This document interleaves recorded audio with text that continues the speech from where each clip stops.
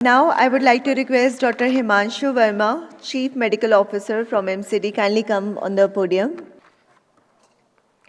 धन्वंतरी वंदना के साथ में मैं अपनी बात शुरू करूंगा।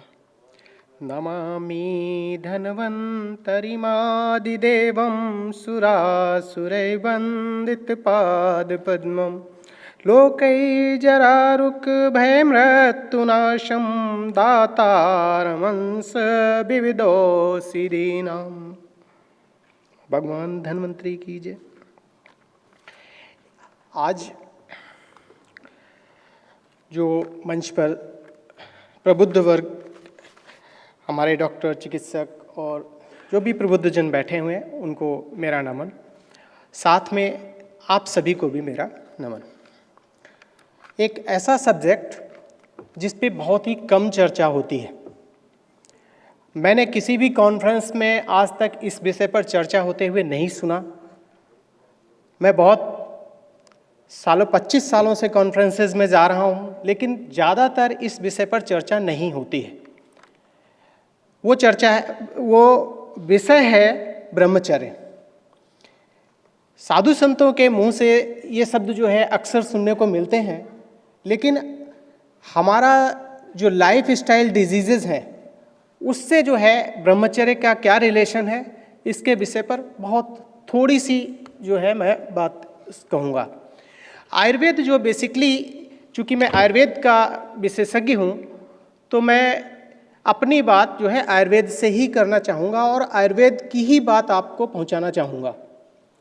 बाकी सब्जेक्ट से इतर मैं जाने की कोशिश नहीं करूँगा।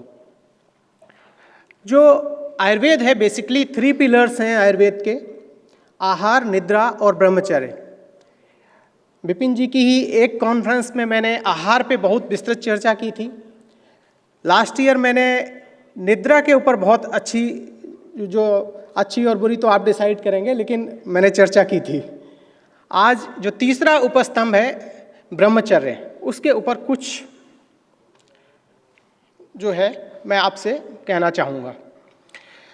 बेसिकली जो 3 पिलर आहार, हम जो लाइफ स्टाइल डिजीजेस की जब भी बात करते हैं तो ज़्यादातर बात हम लोग करते हैं कि हमारा जो है खाना पीना कैसा हो, कैसे जो है क्या खाने में क्या शामिल करें जो है हमारा खाना अच्छा हो जाए। बहुत शॉर्ट में कंपाइल करूँगा।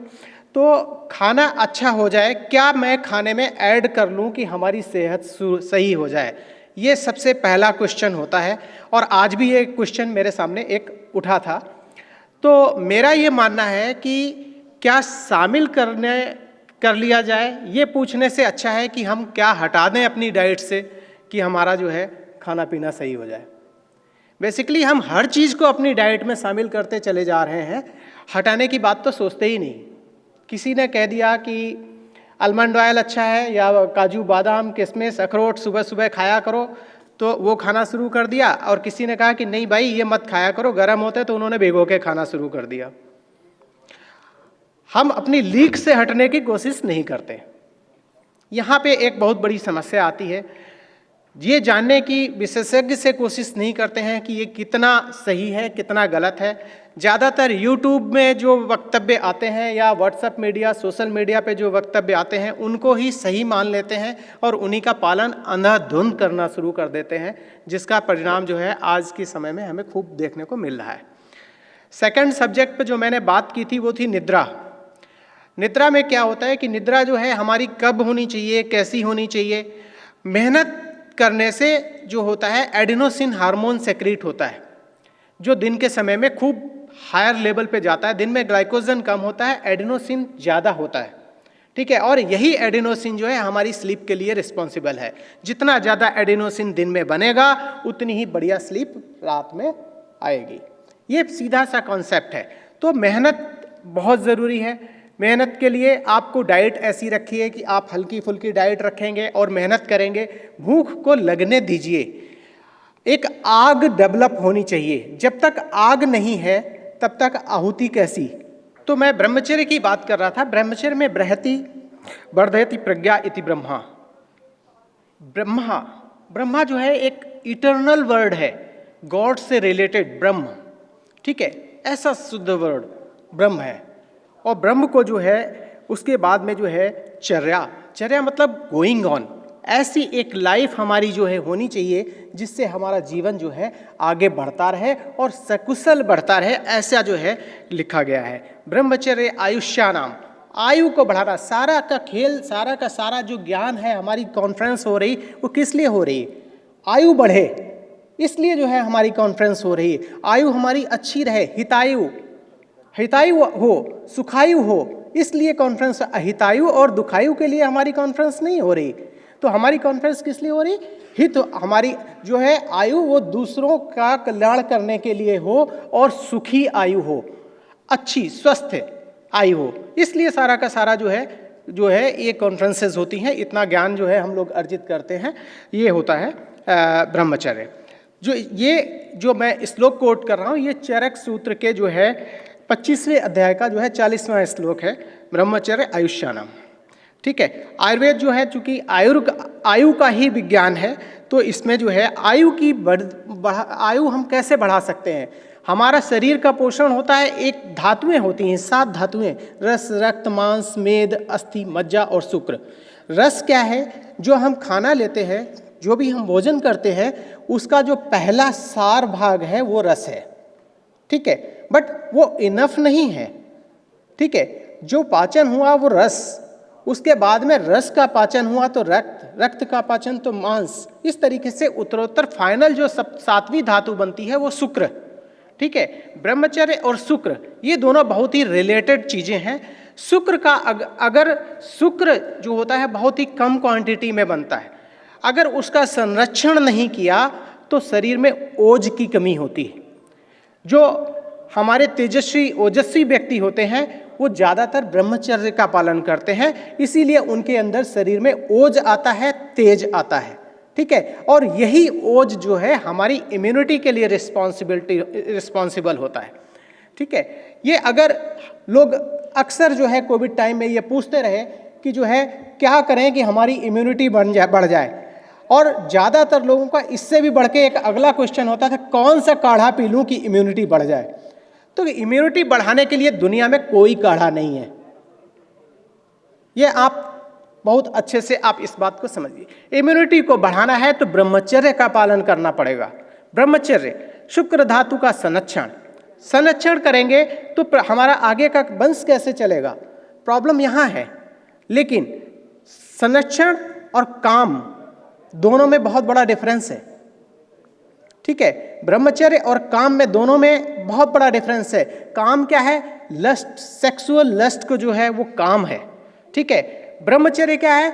ये controlled form of kama is known as brahmacharya.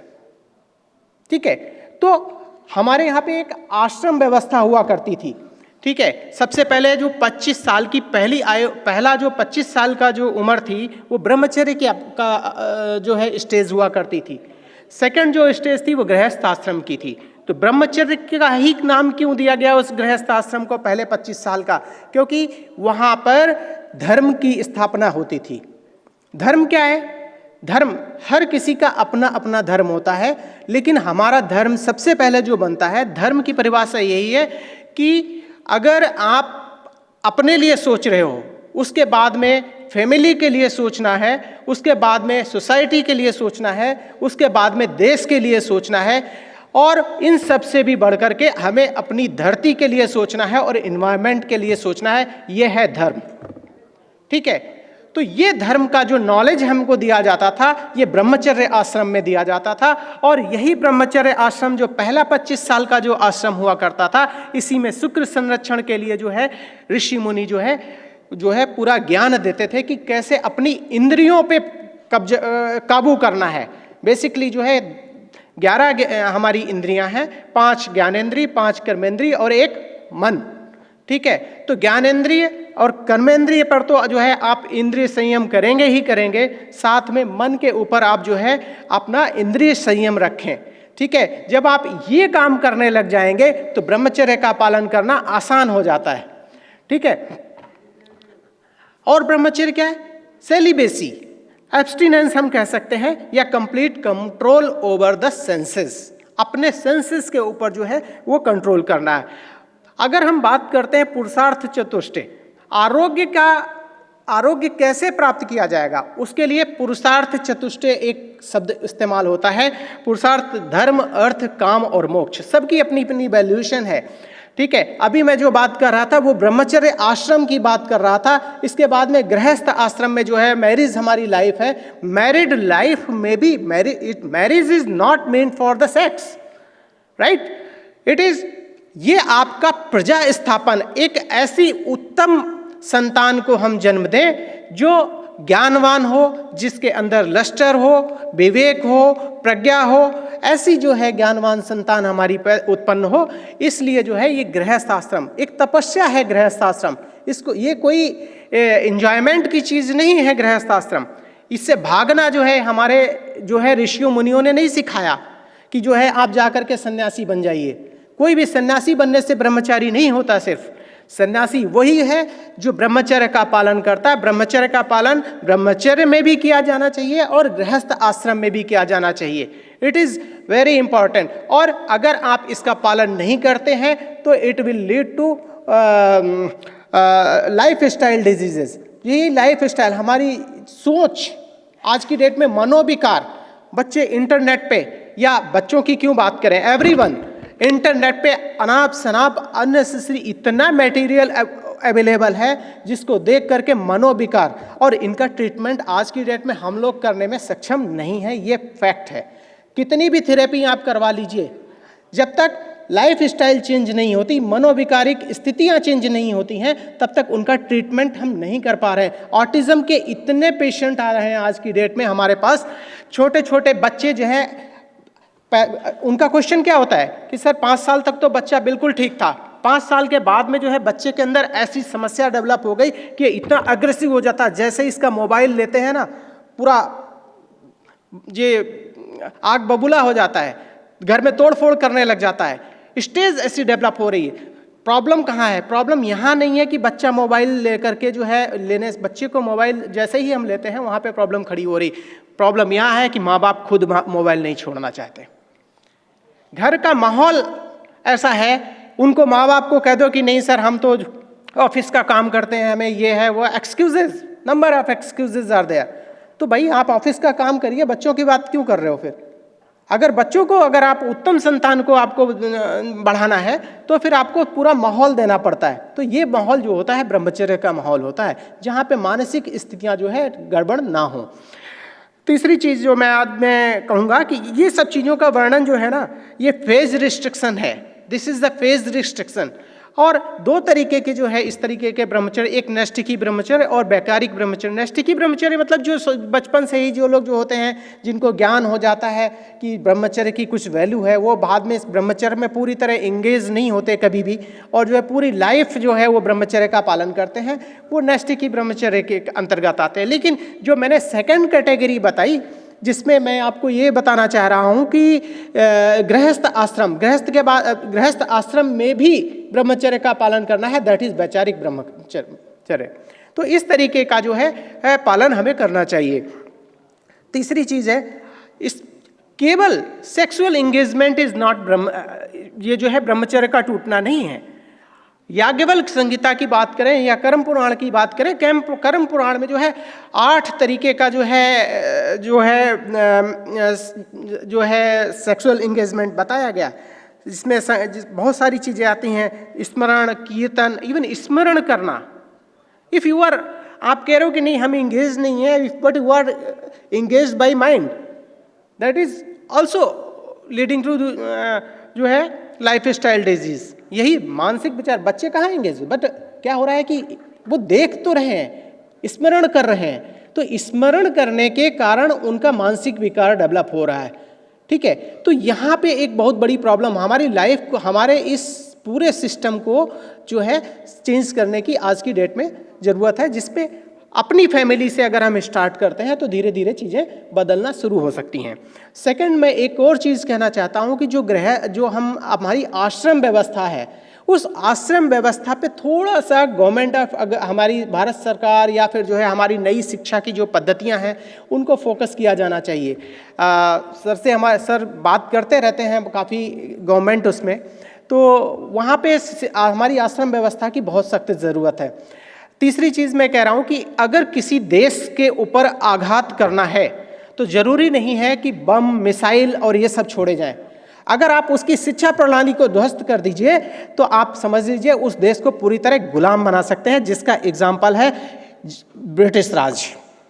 ठीक है, जब लॉर्ड मैकाले जब इंडिया में आया था तो लॉर्ड मैकाले ने क्या किया, वो भारत के सिस्टम में घुस नहीं पा रहा था।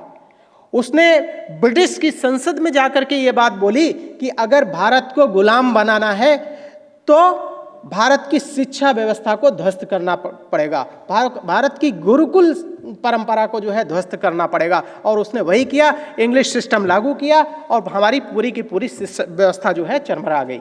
इसलिए और आज हम बहुत ही शान से टाई लगा करके ये कहते हैं कि हम जो है हमें अंग्रेजी आती है और अंग्रेजी बोलने में शान अनुभव करते हैं।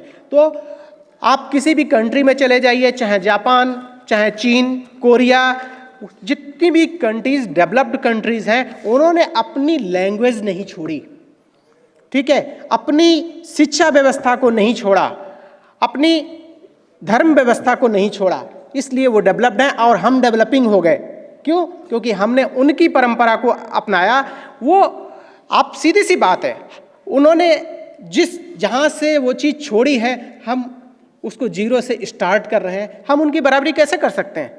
अगर हमें उनकी बराबरी करनी है तो हमें अपनी नई रेखा खींचनी पड़ेगी। उनकी रेखा को छोटी करने से हम बड़े नहीं हो जाएंगे। बस इसी के साथ में जो है मैं अपनी बात समाप्त करूंगा, क्योंकि समय बहुत कम है। ठीक है, आगे मौका मिलेगा तो फिर कभी चर्चा करेंगे।